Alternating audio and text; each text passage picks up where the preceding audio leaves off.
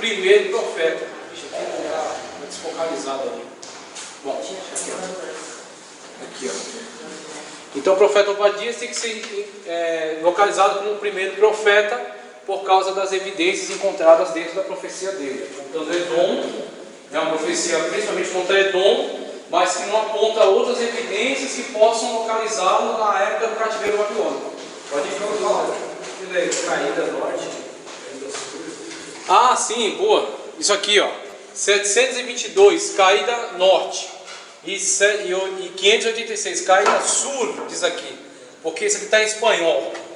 E ali o nome é Abidias. A gente chama de Obadias, tá ok? Ageu, eles escrevem assim com H. Isso aqui está em espanhol. Aqui foi a época em que caiu o reino de Israel, 722 a.C., tá? 722 a.C. Então esses profetas todos aqui profetizaram antes da queda de Israel para a Síria. Você vê aqui Jonas, a profecia dele é a restauração da Síria, né? A humilhação deles. Aí você vê Naum, profetizou aqui a total queda da Síria. Aqui em 722 a Síria invadiu Israel e levou as 10 tribos em deportação, deportaram para outro lugar, trazendo outro povo para a região. Houve a miscigenação e o nascimento da raça dos samaritanos, ok? Então queda do reino do norte e queda do reino do sul de Judá, aqui, ó, localizado aqui. Então aqui vemos Jeremias, contexto já da queda de Judá para a Babilônia, Ezequiel profetizando dentro do cativeiro babilônico, Daniel vivendo na corte da Babilônia e depois da Pérsia, tá? E aqui depois disso profetas pós-cativeiro, profetas que profetizaram já na época do retorno, com Zorobabel, Esdras e Neemias, tá certo? Então dando continuidade aqui, ó, Jonas, na verdade, já foi bastante falado acerca dele. Então não tem necessidade de a gente se demorar muito em Jonas. Somente aqui, ó, a autoria e idade. No corpo do livro, página 85. No corpo do livro de Jonas não há nenhuma especificação de quem foi o seu autor. O fato da redação do texto ter sido feito na terceira pessoa tem levado muitos a suspeitarem de que Jonas não é o autor do livro. Muitos têm dito que, embora o relato do livro seja sobre Jonas, ele não é feito por Jonas, mas mesmo assim, tradicionalmente, tem se aceitado que ele é o autor do livro inteiro. Em face do exposto, é racional admitir que o livro foi escrito por Jonas, perto do final de sua carreira, ao relembrar o ponto decisivo de seu ministério. Isso explicaria o emprego do verbo no passado, não seria um livro escrito a posteriori, né? Depois dos fatos ocorridos, depois de vivenciado toda essa situação em relação à profecia contra Nínive. Então já na sua velhice ele escreve e redige a profecia que ele entregou a Nínive no império da Síria. A mesma coisa que Salomão faz em relação a Eclesiastes. Salomão, depois de envelhecido, de arrependido de muitos erros e de experimentado já na vida, né? Acerca de muito conhecimento que ele adquiriu, e muito enfado também, porque ele fala que muito saber é muito enfadar-se, né? Ele escreve Eclesiastes. Eclesiastes está imbuído de toda essa sabedoria e de todo esse peso, né, do conhecimento. Então, é um homem já velho e um homem experimentado, né? Um homem já com muitos experiências de vida. Assim também acontece com o livro de Jonas, a profecia de Jonas. Porque num período de várias décadas as condições da cidade podem ter sofrido, em face do exposto, é racional admitir que o livro foi escrito por Jonas perto do final de sua carreira, ao relembrar o ponto decisivo de seu ministério. Isso explicaria o emprego do verbo no passado, ao referir-se a Nínive, porque num período de várias décadas as condições da cidade podem ter sofrido alterações desde a época da visita de Jonas. Isso colocaria a data da composição em cerca de 760, ali aponta 70, mas essa avaliação de 10 anos não é importante. O fato do autor não falar na primeira pessoa do singular não é mais surpreendente do que o fato de Moisés, no Pentateuco, sempre referir-se a si mesmo na terceira pessoa. Então, essa impessoalidade do autor em tratar acerca do escrito não é tão surpreendente, principalmente pelo fato de que ele está transferindo uma revelação divina. Ele não está falando o que ele acha. Moisés acha que Deus deveria fazer isso ou aquilo, ou que Israel deveria seguir essa ou aquela lei. Não é o que ele acha, é o que Deus transmitiu para ele. Inclusive, aos moldes do tabernáculo, Deus fala para Moisés: passar isso tudo conforme o exemplo que foi apresentado para você. Então não foi criação na cabeça de Moisés, foi um exemplo que ele observou, que ele viu, que foi dado a ele conhecer por Deus, e ele transfere para os israelitas as coordenadas, para que eles possam fazer aquele tabernáculo. Então assim acontece também com relação a esses escritos aqui.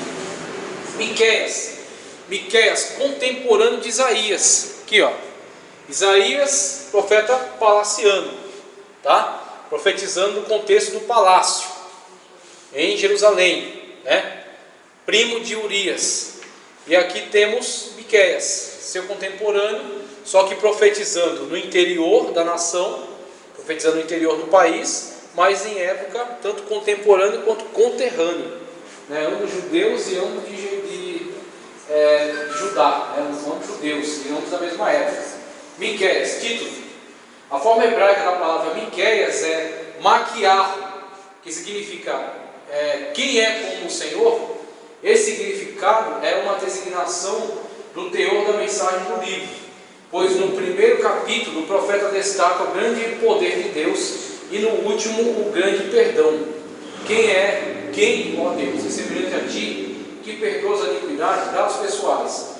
Pouco ou nada sabemos da biografia de Miqueias. No livro ele relata que era morasquita, isto é, natural da cidade de Moresete. E a isso ele acrescenta indiretamente que essa cidade chamava-se Moresete Gat.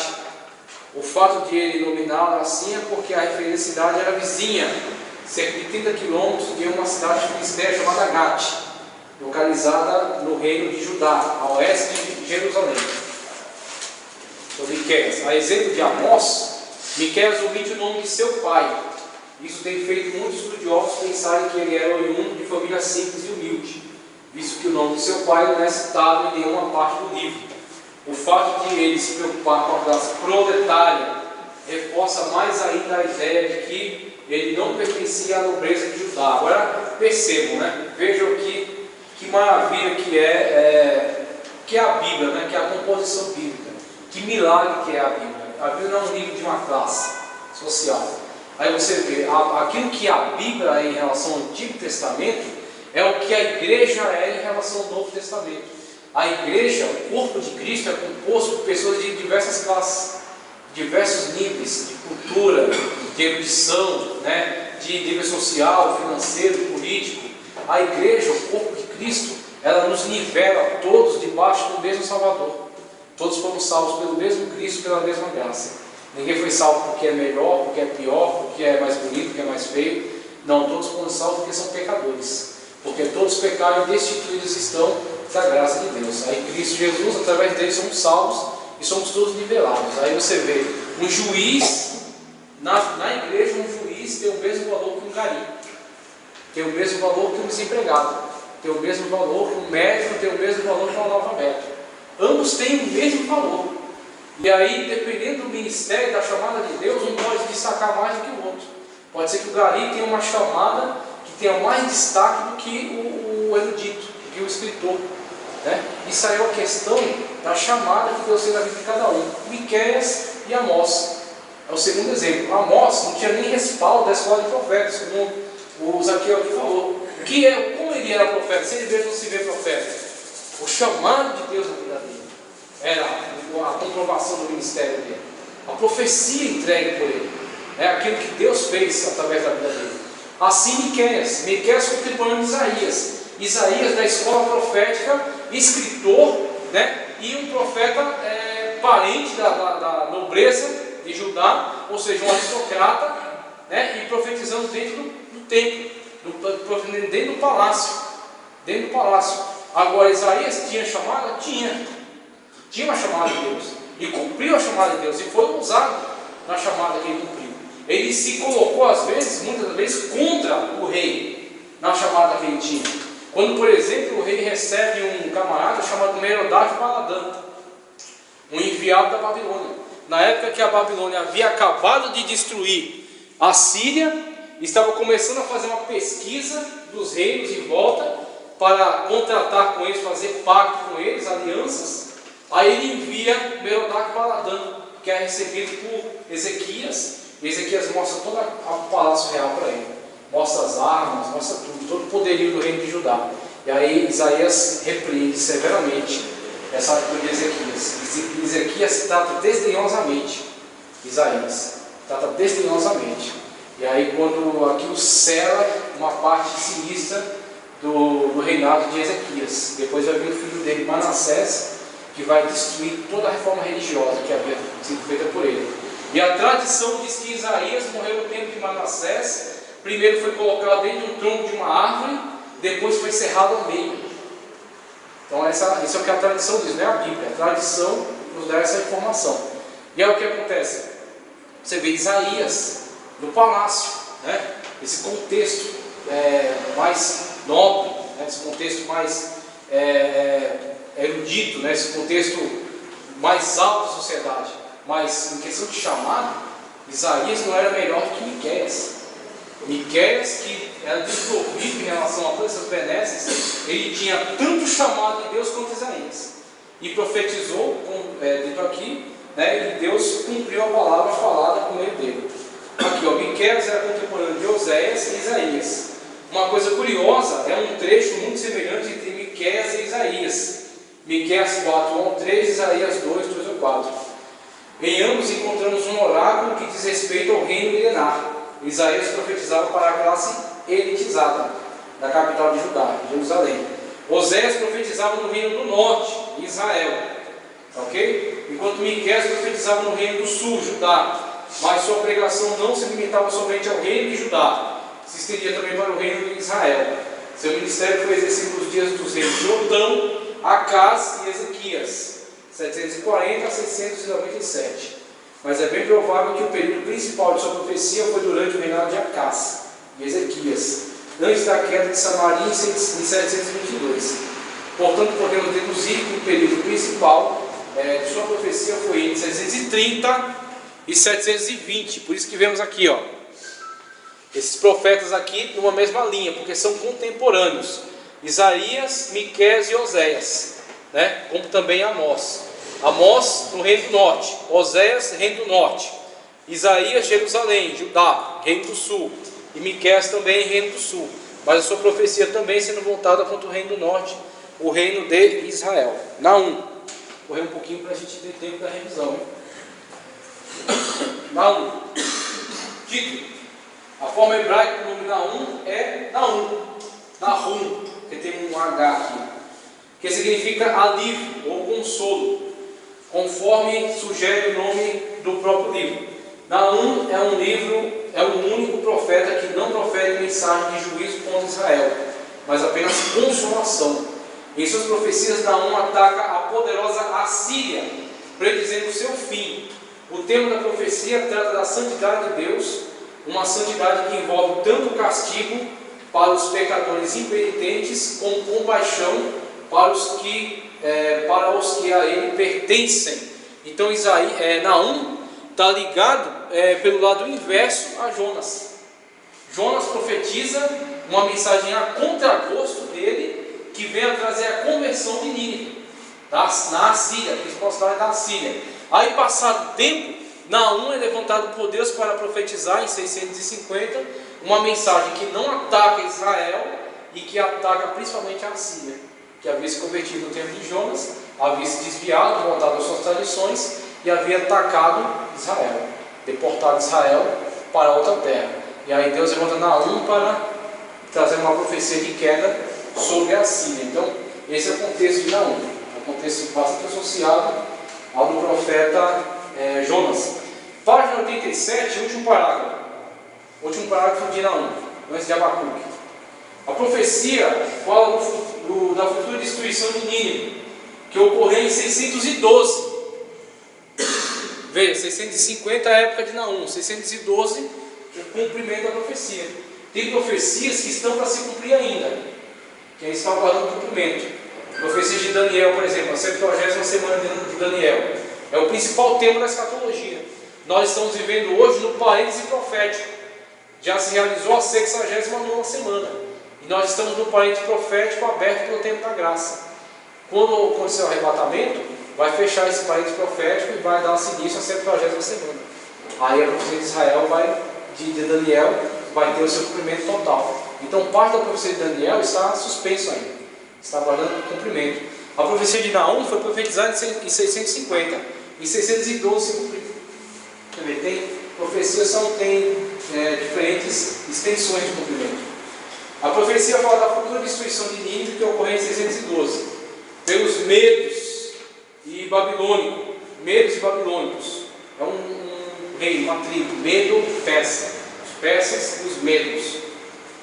A profecia cita também o saque de Tebas e No-Amon pelos assírios, acontecido em 661 e 63 a.C. Verifica-se na profecia um espírito de júbilo e festa, aparentemente sentido também em Judá. Alguns pensam que este espírito de animação ocorreu durante a reforma de Josias, por volta de 621 a.C. Portanto, compare Naum 1,15 com 1 de Reis 22, 23. Em face do exposto, deduzimos que a data mais verossímil na composição do livro de Naum se deu nos meados de 620 e 612 a.C. Ok? Então, é a data mais provável para a composição de Naum, na época da grande reforma religiosa promovida por Josias. A última reforma antes da queda. Abacuque, vamos para Abacuque, 3 capítulos, 53, 56 versículos. Título: Abacuque é um nome raro. Na Bíblia toda, ele só aparece 2 vezes, e mesmo assim no seu livro. Embora o significado de seu nome seja incerto, a maioria dos estudiosos dizem que ele pode significar abraçar, abraçado, ou um abraço ardente.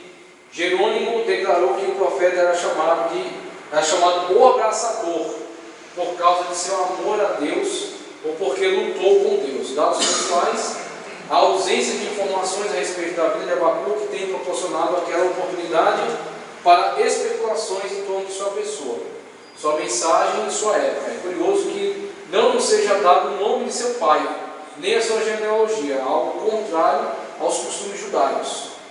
Mas isso não ocorre somente com ele, pois o profeta Elias também nada sabemos acerca de sua biografia, nem do pouco de genealogia. Então aí fala de algumas lendas, e aí com essas lendas o que se busca é pegar um personagem que não há muitos dados, informações, contextualização acerca dele e preencher com informação antibíblica. Então isso aí não é interessante para nós. A gente não pode avançar onde a Bíblia limita.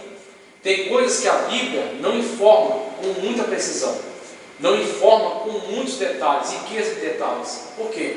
Porque não é importante para a nossa salvação. Então aonde a Bíblia nos limita, a gente não pode ficar preenchendo, colocando informações estranhas. Toda vez que você vê uma informação de algum historiador, de algum filósofo, de algum teólogo, você acha interessante e você acha que colabora com o entendimento bíblico, você tem que ter a honestidade de dizer: olha, essa informação é do teólogo fulano de tal, não é da Bíblia, tá? E aqui, isso aqui é bíblico, isso aqui não é bíblico, isso aqui é uma informação que eu creio, eu acredito que possa colaborar com o entendimento. A pessoa, o teólogo, o professor, o pastor, o pregador, o ensinador tem que ter esse cuidado com a Bíblia, aquilo que é bíblico e aquilo que não é bíblico. Um exemplo de pessoa que teve esse cuidado, o apóstolo Paulo: digo eu, não o Senhor, era bom que ninguém se casasse, porque aquele que casa tem que ter o seu cuidado para o marido, para a esposa, Digo eu, não o Senhor. Mas o que o Senhor diz? O Senhor não, o Senhor diz para se casar normalmente, naturalmente. Só que acontece, no contexto em que nós estamos, de perseguição do Império Romano, de tendo que se mover de um lugar para outro, se alguns não quiserem se casar, não há problema, porque nós estamos sendo perseguidos. E todos os apóstolos aguardavam a vinda de Cristo para aqueles dias. Então eles tinham na mente deles que Cristo estava voltando agora, já. Então é necessário a gente se preocupar tanto com as coisas dessa vida. Vamos cuidar das coisas do Senhor, vamos viver. Agora, se for para se abrasar, é melhor que se case do que se pecar. É melhor casar do que pecar. Agora, aqueles que têm esse ministério que não precisam se casar, fiquem assim. e não há problema nenhum. Então, só tem gente que não está bem, está tranquilo, então fica assim. Agora, quem não está, que se casa. Quero não, obrigado. Exatamente, pois é, pronto. Então o apóstolo Paulo tem o cuidado de dizer, digo eu, não o Senhor. Porque ele está fazendo uma clara divisão entre aquilo que é referencial bíblico de Cristo e aquilo que é um conselho dele. É um conselho isso aqui. Por isso que o celibato da Igreja Católica é uma heresia. O celibato da Igreja Católica é uma obrigação. Eles empurram isso goela abaixo dos padres, das freiras. Por que eles fazem isso? Porque eles têm um ideal de santidade. Para com isso, não é nada disso. Isso é o seguinte, a Igreja Católica é uma instituição não só religiosa, é política. E o que acontece? Os indivíduos associados a ela, se eles fosse dado a eles a liberdade de casarem-se, iam ter filhos, mulheres e filhos. E essas mulheres e filhos iam ficar na conta da igreja, depois que o padre desse morresse. Então o erário da igreja ia ser diluído, pagando aposentadoria, pagando pensão, sustentando viúvas e filhos de padres. Então o que acontece que a gente faz? Celibato nessas camaradas aí. Não pode se casar. Não pode se casar, nem os padres nem os freiras. Assim, os bens da igreja estão mantidos. Sofonias. Título. O nome Sofonias, em sua forma hebraica, é Sepaniar. Sepaniar. Vamos acabar aí. Título. Já li. Sepaniar, que significa Senhor escondeu, o Senhor escondeu. O tema de sua mensagem gira em torno da ideia de que o Senhor mantém total controle sobre o mundo e pode esconder, repetindo a destruição, o seu povo. Dados pessoais vão pular, tá? E vamos para a autoria e data da composição, 89 aqui, página 89. A autoria do livro tem sido tradicionalmente atribuída ao próprio profeta Sofonias, que entregou sua mensagem profética provavelmente durante a primeira parte do reinado de Josias, 640 a 609, certamente antes da grande reforma iniciada de 621 a.C., pois as condições morais e religiosas então prevalecentes eram bastante baixas, devido à influência maligna dos reinados de Manassés, filho de Ezequias, e Amon, 3, 1 ao 3 e o 7. De acordo com a passagem de Sofonias 2,13, podemos deduzir que ele exerceu seu ministério antes da queda de Nínive, em 612. Tudo indica que quando Jeremias estava dando seus primeiros passos do seu ministério profético, Sofonias estava findando sua carreira. Esse foi um período de grande inquietação política no cenário mundial. O reino de Judá não ficou de fora, mas foi totalmente afetado. Então o que acontece? Sofonias está encaixado entre a questão de Naum, anterior a ele, ter profetizado a queda da Assíria, Aí a profecia de Naum cumpre-se pouco tempo depois, com a queda da Assíria diante da Babilônia. Após a queda da Assíria diante da Babilônia, há o que? Uma grande movimentação política nas nações da época. A Babilônia agora tendo destruído o grande império que era a Assíria, existe um vácuo de poder, e a Babilônia quer preencher esse espaço. E há grandes movimentações. Então há enviada de embaixadas, negociações, tratados, e a Babilônia começa a interferir no reino de Judá. É a época do contexto de Sofonias. Então Sofonias exerce seu ministério nessa época, de grandes agitações políticas, movimentações. O reino do norte já havia caído para a Síria, a Assíria já havia caído também para a Babilônia, e agora a Babilônia começava a ocupar o espaço. A Babilônia aqui pouco tempo depois, vai ser o principal ator aqui da queda de Judá. Aí vemos agora Ageu, Zacarias e Malaquias, para encerrar. Os três, Ageu, Zacarias e Malaquias, são exatamente os profetas pós-cativeiro. Sofonias e Abacuque, eles encerram Abacuque, que foi lido agora, aquele que é chamado abraçador, aquele que abraça, aquele que consola, é exatamente o profeta que vê o início da Babilônia, o início da influência, do levantamento da Babilônia para interferir no reino de Judá. E depois de Abacuque, vamos ver nos profetas que foram estudados já, que estão dentro da outra coleção, profetas maiores, como se deu a queda. Como se deu a queda. Então o que acontece? No nosso estudo aqui são profetas menores. Então quer dizer, esse pedaço, este lapso de tempo aqui, já foi abordado. Abordado onde? Jeremias descreve a queda. Quer saber como é que foi a queda de Judá para a Babilônia? Chega na sua casa hoje e lê Lamentações. Lamentações de Jeremias. Você vai ter um contexto, o cenário da queda de Judá. Então, quer dizer, esse contexto de tempo aí é preenchido por esses profetas aqui. Jeremias, a profecia e Lamentações, né? Ezequiel, o profeta Ezequiel, que é levado em cativeiro e profetiza dentro do contexto do cativeiro, e Daniel, que já é levado bem jovem para lá e cresce já dentro do contexto do cativeiro. Aí a gente aborda agora, retorno do cativeiro, exílio. Ageu. O principal característica de Ageu, sem delongas, sem se estender muito aqui, para a gente pegar na prova já. Vai para a página 90 aí, página 90. O último parágrafo aqui, ó, de Ageu. A primeira mensagem foi entregue no dia 1º de Elul, agosto e setembro, entre agosto e setembro, no segundo ano de idade, ou seja, 520 a.C. A segunda mensagem veio no dia 21 de Tise, setembro, outubro, no mesmo ano. A terceira e a quarta mensagem vieram no dia 24 de Quislau, dezembro e janeiro, do mesmo ano. Todos os 4 sermões, portanto, foram entregues dentro de 3 meses. Finalizando, reiteramos o que já dissemos acima. Ageu escreveu seu livro no ano 520, durante o reinado de Dário e Estáspes.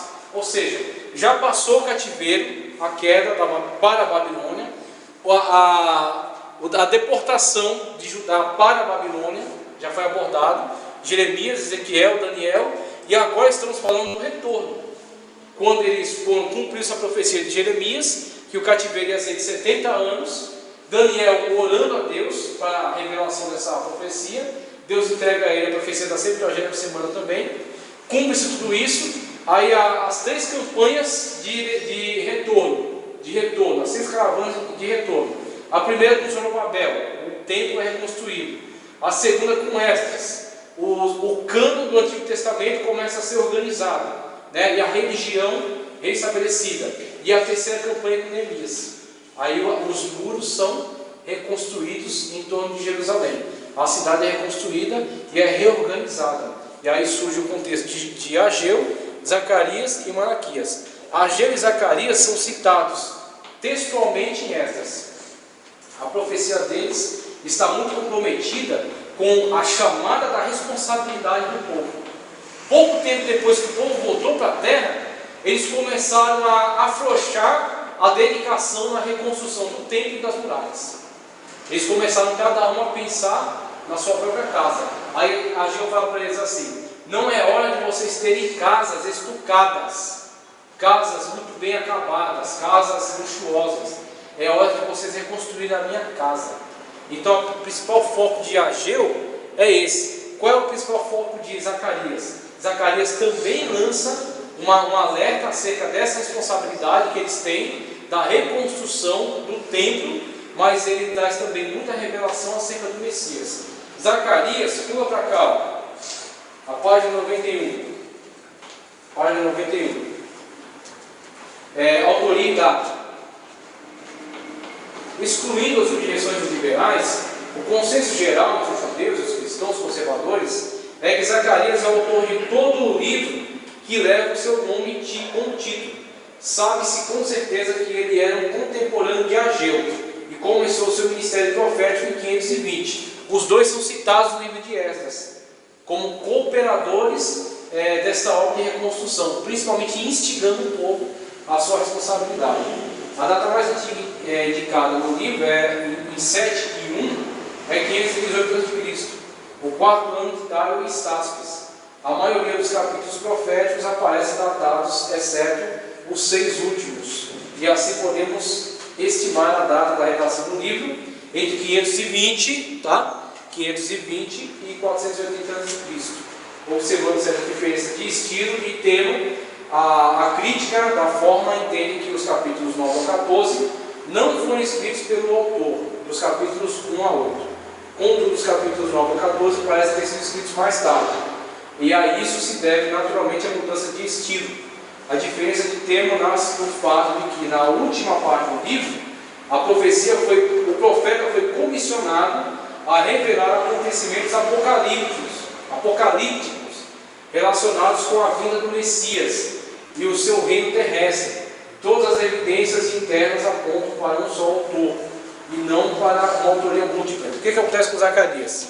Juntamente com Ageu, parte da profecia de Zacarias está muito comprometida na instigação do povo à sua responsabilidade na reconstrução do templo. Mas a parte final de Zacarias, há um comissionamento do profeta a trazer revelações apocalípticas e revelações muito relacionadas ao Messias. Profecias que estão muito vinculadas às profecias de Isaías, o profeta messiânico do Antigo Testamento. Então, por exemplo, a profecia de que Jesus viria a Jerusalém montado num jumento. Você encontra no livro de Zacarias. Zacarias descreve a cena. Então é óbvio que vai haver uma diferença de estilo, de abordagem no texto de Zacarias, na parte apocalíptica, na parte voltada para o Messias e na parte voltada para a campanha de instigação do povo à reconstrução do templo. Isso é tranquilo, isso é óbvio. Isso não é tranquilo na cabeça de um cético que está buscando defeito na Bíblia, né? Mas há uma mudança de estilo que é uma mudança de tempo. E vamos, Malaquias, para fechar a introdução ao Antigo Testamento. Título, aqui ó. A palavra Malaquias do hebraico Malaquiá pode significar meu mensageiro, como também mensageiro do Senhor. Na Septuaginta essa palavra foi traduzida para Malaquias. A Septuaginta dá a ideia de que essa palavra não indica um nome próprio, e sim um substantivo comum, meu mensageiro. Embora seja um motivo suficiente, muitos eruditos racionalistas preferem seguir a Septuaginta. A questão gira em torno dessa palavra, é que ninguém sabe dizer exatamente quem é o mensageiro referido. Se é o autor do livro, se é um título, ou até mesmo uma outra pessoa. Pois além do autor, ainda há no livro 3 outros mensageiros. O mensageiro sacerdote, o mensageiro precursor e o anjo da aliança. O próprio Senhor, seja quem for referido o mensageiro, o certo é que o nome sugere uma forte autoridade para essa mensagem profética no final do Antigo Testamento. Dispensando as objeções de alguns críticos, ficamos com o consenso geral dos conservadores que afirmam que Malaquias é um nome próprio e não um substantivo comum, empregado ao autor do livro em apreço, pois assim era o costume de todos os profetas e escritores. Eles nunca escreveram obras anônimas, mas sempre em seus próprios nomes. Será então que o livro de Malaquias, que deveria fechar o Antigo Testamento com chave de ouro, seria uma exceção? Acho que não. Tanto ele quanto eu também acho que não. Então também teremos de concluir que Malaquias deve ser o nome do homem que escreveu o livro. Dados pessoais pula, autoria e data. Embora o Talmud e os Targums atribuem a autoria do livro de Malaquias a Esdras, o consenso geral é que o livro saiu da pena do próprio profeta Malaquias. Alguns têm negado sua autoria, alegando a falta de qualquer informação biográfica no livro ou em outros livros bíblicos. Diante dos fatos, esse argumento não prevalece, porque Malaquias não é o único profeta escritor nessa condição. De outros profetas como Daniel, Amós, Obadias, Miqueias, Naum, Abacuque e Ageu também há omissão de suas origens, ocupações em outros livros bíblicos. Quanto à data da composição do livro, julgamos pela evidência interna que suas profecias foram entregues num período pós-exílio, durante a segunda metade do quinto século, talvez seja em 1935. Não obstante as condições sociais e religiosas que transparecem no livro, indicam que ele profetizou algum tempo depois que fora reconstruído o segundo templo, na ausência de qualquer referência ao trabalho efetuado por Esdras e Neemias, entre os judeus que tinham voltado do exílio. Parece indicar uma data anterior às reformas religiosas efetuadas em 444. Então aqui, ó, último parágrafo. De fato, é impossível datar precisamente a composição do livro, por falta de declarações cronológicas nele. Mas levando-se em conta o fato de que Malaquias condenou abusos que eram correntes na época em que Neemias procurou corrigi-los, nos leva a deduzir que o livro de Malaquias deve ter sido escrito durante o tempo da visita de Neemias a Susã. Então, não existem apontamentos cronológicos, que existem evidências. Quais as evidências? Os problemas internos de Israel que se desenvolveram e chegaram a uma culminância durante o tempo em que Neemias teve que se ausentar de Jerusalém e voltar a Susã, na Pérsia, para falar diretamente com Dário Estácio, por causa de alguns problemas legais que havia ali na obra. Resolvido, Neemias retornou. Quando Neemias retorna, encontra uma bagunça lá. Inclusive um parente de Tobias que estava vivendo num quarto próximo do templo. E Neemias fala no seu livro que ele pega essa pessoa e os móveis dele e joga na rua. E no final do livro de Neemias ele fala que algumas pessoas ele pegou pelos cabelos. Então quer dizer, Neemias teve um trabalho enfadonho, um trabalho difícil para pôr as coisas em ordem.